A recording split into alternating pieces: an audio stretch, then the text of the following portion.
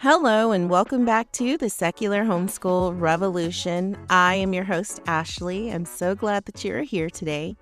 This podcast is for secular, BIPOC, progressive homeschoolers. And if you're an ally, you are welcome. I hope you're here with an open heart and an open mind.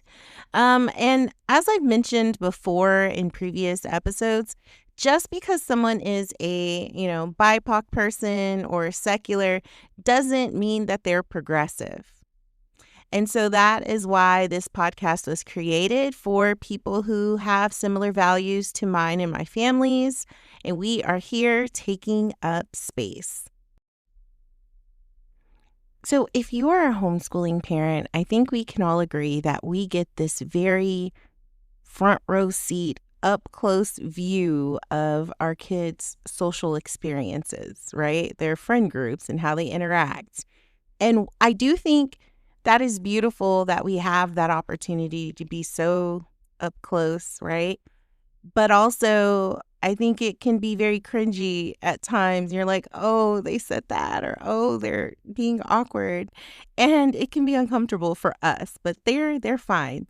So I want to talk about why that proximity matters to to their social worlds, and how we can honor it and how we can hold space for both the awkward and the awesome parts of being up close in our kids' social journeys.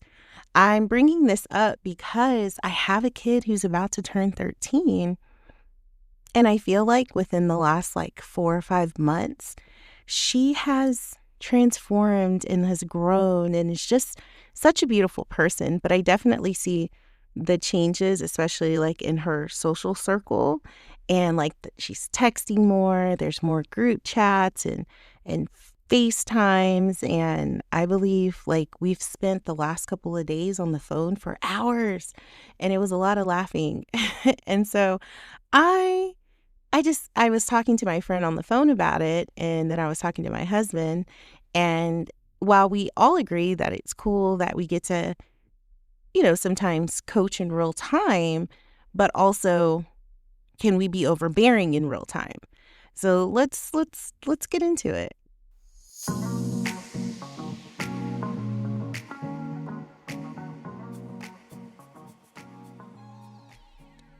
So in regards to socialization, I know I have said it before on previous episodes or on my TikTok that socialization and our homeschooling kids getting properly socialized is also on the shoulders of the parents who are choosing to homeschool their kids. That means we have to actively pursue spaces for our kids to socialize. And sometimes we may have hurdles.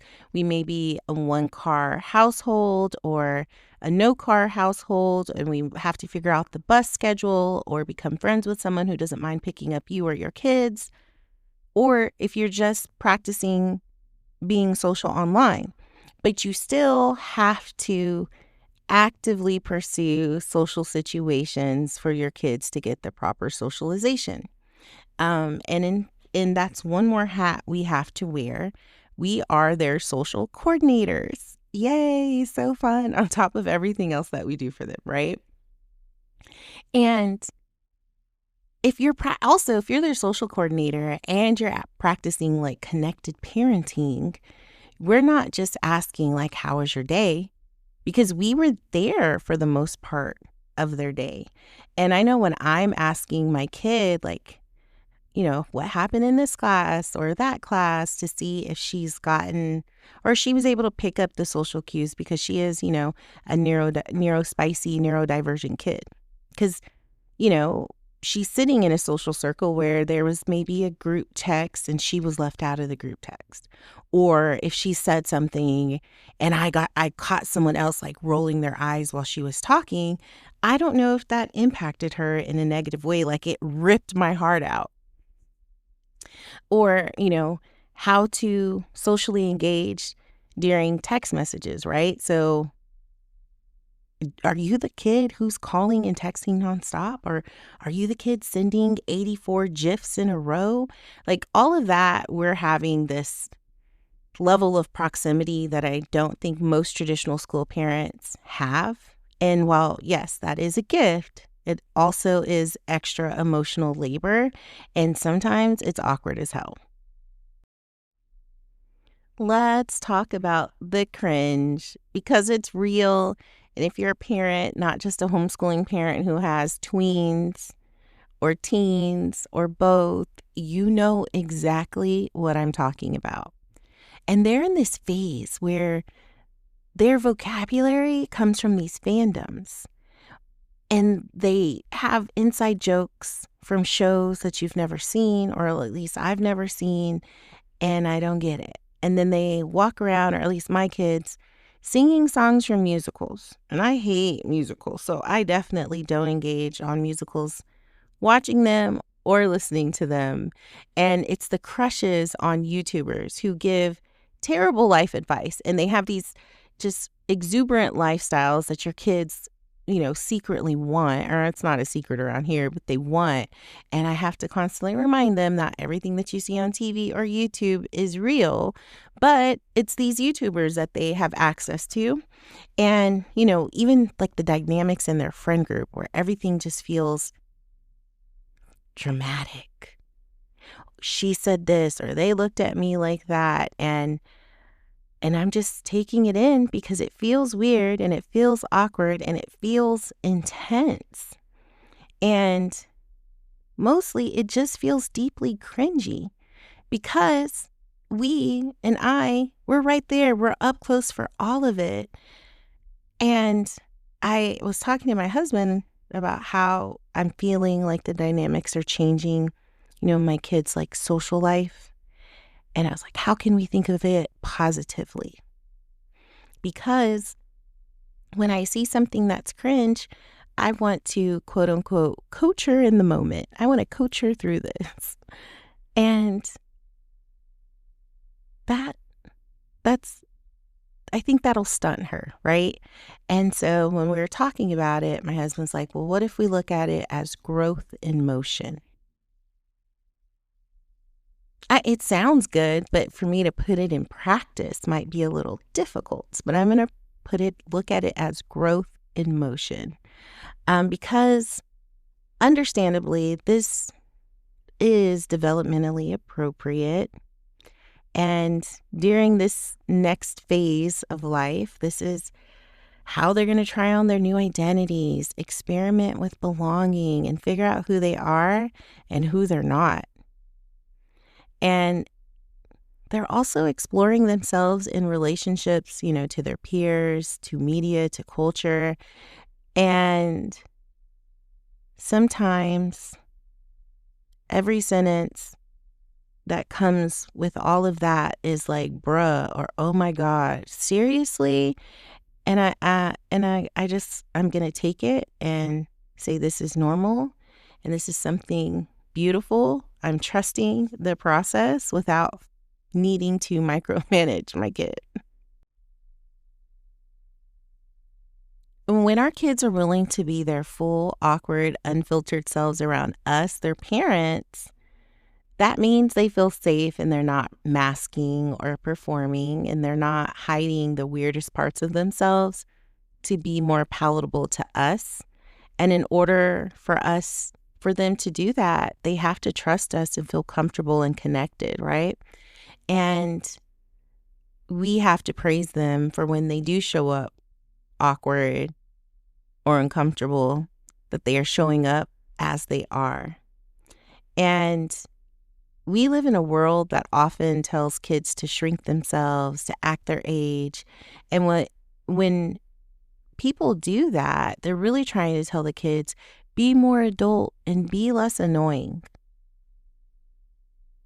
And currently, as the world stands, I feel like it shames self-expression when it's not polished or marketable or aesthetically pleasing. And the world is telling them that your curiosity and intensity as yourself is too much. Reel it back in. So I have decided to just embrace the cringe and listen to the musicals and laugh at the jokes. I have no idea of what's going on, and watch the YouTubers and the shorts so I can kind of counter the bad life advice and listen to the friend drama or he said, she said, because I don't know how much longer, my kids are going to invite me into their world or I'll have this much closeness because, I have a 13-year-old. She's going to be gone in a few years. And I don't want to dishonor her or violate our trust by feeling like she's constantly judged or micromanaged by me. And I do to her what the world is telling her or telling teens and tweens to be less annoying, to be more normal, to be more adult. Because I am honored to have this much access to her socialization. And I want to always fully support her so she doesn't have to hide who she is in front of me. Coaching and not controlling. What is the difference? Let's talk about it. So when we're this close to our kids' social lives as homeschoolers, co-op participants, and we are their chaperones to get them to all the places, and sometimes we have to act as their crisis counselor. And I know for me, it's tempting to want to step in and smooth everything out to protect my kids from any kind of discomfort. And I know I have to watch myself so that I don't stifle their growth, because it's not my job to curate the perfect friendships or the perfect situation or to solve the drama before it becomes a thing, because it really isn't my job. I feel like our job as parents isn't to build them in this bubble-wrapped social world. It's to help them learn how to live in community, and that means reflecting on the hard moments and recalibrating after conflicts and growing. And sometimes the growing is slow and it's awkward and it's incredibly painful. And hopefully it'll lead to more emotionally intelligent, compassionate human beings. And when we're seeing our kids in all their social spaces, we can't stop every argument, especially if it happens like at a meetup, a park day, at a co-op event. And we can't always decode the group chat drama. I'm here to listen, but I can't. I'll let her know I always have your back and I love you unconditionally and I'm here to listen. And so I just will process the group chat drama. And if it's way too adult, then we'll pull in some other adults. But I've been really good at saying, so do you want me to listen? Or do you want me to put some action behind it? How do you want me to support you? And so lately, she's been really good at just saying, can you help me figure out this situation? Or what should I do? Or what should I say? So I'm really proud that we're being currently between my oldest, we're able to have that dialogue. And so it's also interesting that we can't micromanage what happens at lunch or if they're able to sit with someone. And my oldest, she has sat by herself, and that bothered me, I think, more than it bothered her a couple of times. I'm like, hey, why don't you go sit with so-and-so? There's a table over there. She's like, I don't want to. And so I was like, you want me to sit with you? Nope. And then I'll leave and I'll come back. And she just didn't feel like being social at that time. So I respected her space. I respected her. And then when we got home, I did a check-in. And for most of it, she's been pretty chill and she just wanted to sit by herself. And so I had to respect that, and I couldn't force her to go sit where I was more comfortable with her sitting. And I also appreciate, with our dialogue, I've been able to support her with language and also hey, this could have been a social cue here, and did you realize that? And she'll say yes or no. And then we're able to develop that language in case it happens again next time, right? So I'm supporting her and not controlling or micromanaging the situation. And I think when we equip them with tools for that emotional awareness and communication, I know that I didn't necessarily get growing up. I was, I wanted to fight, I wanted to cuss everyone out. um, and so I didn't always have the social emotional intelligence or the vocabulary to express myself and how to set boundaries. So some phrases that I've helped even my 4-year-old use is, hey, that made me feel left out, or hey, I need a break from that friend right now. I need space. I didn't like the way that joke made me feel. It's okay to have different interests, but I still want to be your friend because my oldest is neurodivergent. And so she connects with people if they're locked into her special interest. And sometimes she struggles with locking in with people if they're not into the same special interest. So I'm like, hey, it's okay to have different interests, but you could still be friends with people. And I stand firmly into this next phrase. I don't have to like everyone, but I do have to be kind. I never want my kids to just accept the situation or the people and they feel pressured to have to be these type of friends. No, that's not the case. I don't practice that in my adult life. I don't like everyone I come across, but I do practice being kind.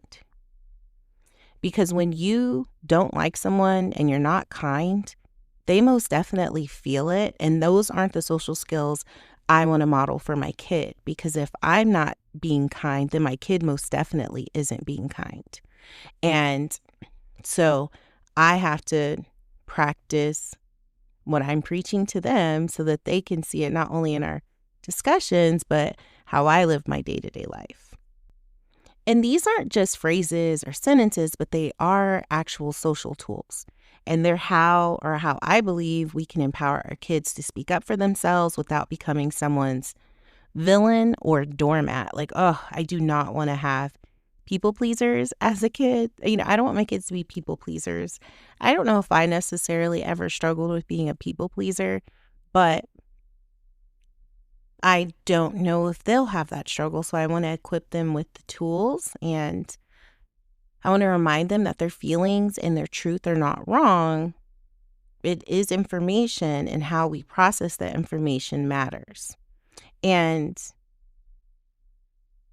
I get it. Not every kid wants to necessarily talk like that because they'll roll your eyes. They look at you like you're dumb. And that's okay. But that's where this is just coaching where they come in. So they may not even necessarily say it verbatim, but at least they have the tools to, pull out of their pocket. Or what does my husband call them? They got deep pockets on how to handle situations. Because we're, again, not trying to control the play. We're on the sidelines. We're coaching them. We're handing them water. We're helping them reflect.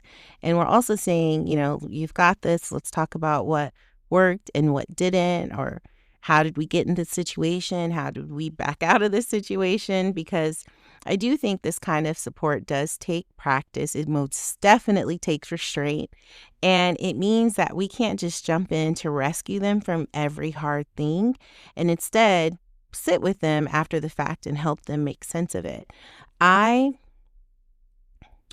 also have to say I lean in on the idea that if my kid wasn't being a great friend and they effed up, that they have to deal with those consequences, and especially if it doesn't necessarily represent the values of my family and they hurt or harm someone, they have to sit in that. There's no immediate repair. Like, you have to grow through that process on how you may have hurt them. And so I'm not into saving them from the chaos that they did, but I'm also willing to talk them through it and understand the harm that they caused on someone else. And again, that isn't something that happens immediately. We have to be very intentional with that type of parenting. because ultimately we want them to grow into socially capable, emotionally grounded humans. And for them to get there, it's not always on our timeline, or it's not going to happen after every single coaching session. We are just planting seeds and hoping that, something sprouts from it, because that is where the learning's going to happen. Like, we plant it and they nurture the seed, and they, harvest it when they need to, and they need to pull it out for whatever situation they're in.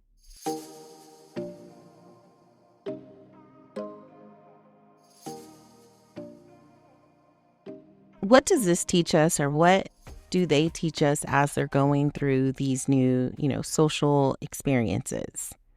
Because if we're being really honest, and I always try to be honest here, sometimes watching our kids navigate friendships can hit closer to home than we expect. And seeing their social struggles, or their longing to fit in or belong, or, they get hurt when a friend stops texting back, or they realize, there's a group chat that they're being left out of. And I can agree that sometimes that can mirror our own experiences, or like our, saying hello to our inner child and the experiences they had, like cliques they never fit into, or, a friend that ghosted you and you never got like closure, or sleepovers you weren't invited to, and the ways that we shrunk ourselves to be liked. I know for me personally, when I was in middle school, I was, a very developed kid, and I think I may have talked about it, but I was pushed into this like over sexualized, identity, just because I was, top heavy. I think I had like a 32D in 8th grade. And so I was called silicone, and it did bother me. And especially like boys making up rumors of things that happened with me while none of it had happened. And I just at some point shrunk myself and accepted that's what people thought about me, and kind of leaned into that persona. And I think that's why I was so like, oh, about my kids, being super confident and having, a strong foundation of who they are, and, having lines of what they will and will not accept, because I accepted things in my childhood that I shouldn't have, and I should have had a stronger foundation, or at least been able to talk to my mom about how uncomfortable this was, or a teacher, and I didn't necessarily have that. And so, or it may have not necessarily, not that I didn't have it, or I didn't know I didn't have the vocabulary to discuss how that was making me feel. And I think there was a little bit of shame that came with it. And also, being a biracial kid, I didn't necessarily fit into all of the spaces because my identity was different, right? And so I'm always like, oh, you gotta, what can we do to get her to fit in? But I have to take a look back at myself and say, this isn't about you, Ashley. This is not your childhood experiences. And so I'm a work in progress. And it's important to also understand that raising kids, especially when we're homeschooling them, means, again, that we get this front row to their very emotional world. And that world can reflect on our own middle school ghosts. And sometimes it can hurt, and sometimes it can feel really good. And sometimes we can get lost in this whole comparison game. But also, it can be healing. Because when we're conscious of those old wounds, when we don't push them down or pretend that they're irrelevant, we can actually start to parent from a more compassionate place, not just towards our kids, but towards ourselves. And we get to model what repair looks like. We get to show what healthy boundaries sound like without the shame. And we get to normalize changing friendships, having hard conversations, and sometimes just starting over. And I feel like most importantly, we get to look at our kids and their I guess I want to say vulnerable. Yeah, I guess I'll say vulnerable. Their most vulnerable moments and say, I see you, I love you, you're learning, and it's okay. Because maybe no one said that to us when we were in the thick of the cringe stage in our own childhood. And maybe we were just told to get over it, or you're being too dramatic, it's no big deal. And we didn't have the assistance to unpack what hurt and why it hurt and how to navigate it, in a more rational way with some grace. But now we have the opportunity to interrupt that cycle. And it's not just us teaching them, it's them teaching us how to soften and sometimes putting us on this road to healing.